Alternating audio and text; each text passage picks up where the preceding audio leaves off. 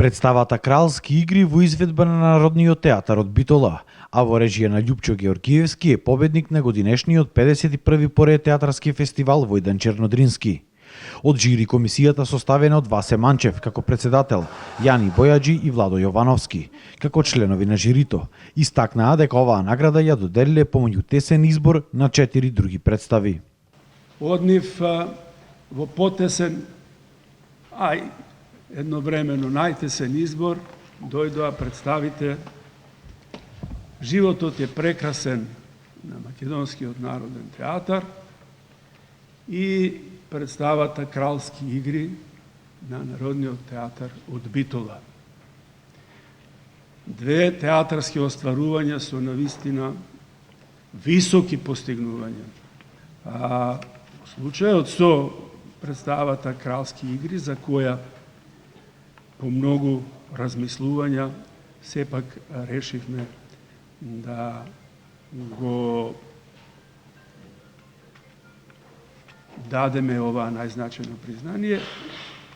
Како што кажав, исто така е градена на една драмско-уметничка транспозиција на проблемот на поединецот со заедницата, со општеството, со таа разлика што овде поединецот е апсолутно моќен. Наградата за продукцијска и сценска функционалност ја доби Драмскиот театар од Скопје. Никола Ристановски ја доби наградата за главна машка улога за Подселјников во Животот е прекрасен на МНТ Скопје. Катерина Аневска од Битолскиот театар ја понесе наградата за главна женска улога за Ана Болейн во Кралски игри. Наградата за режија ја доби Љупчо Георгиевски, исто така за представата Кралски игри. Русумир Богдановски ја доби наградата за современа сценска драматизација за представата Ајнштајновите соништа на Прилепскиот театар.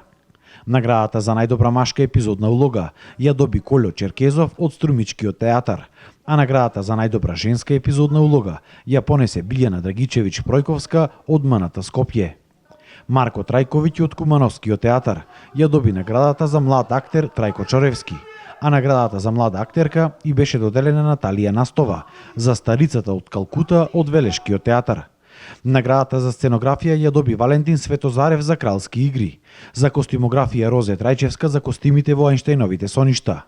Горан Трајковски ја понесе наградата за музика за представата Прометеј на Турскиот театар.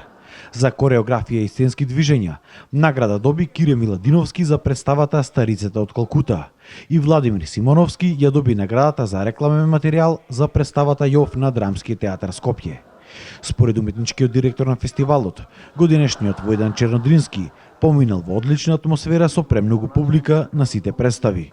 Тој упати и една порака до сите актери. Секогаш да не го забораваат тоа дека добро е кога е подобро, подобро е кога е најдобро, најдобро е кога е совршено, а совршено ќе биде само тогаш кога еден уметник ќе се надпреварува со себе си и ќе се потруди да се победи сами од себе си и со тоа да стане подобар од себе си.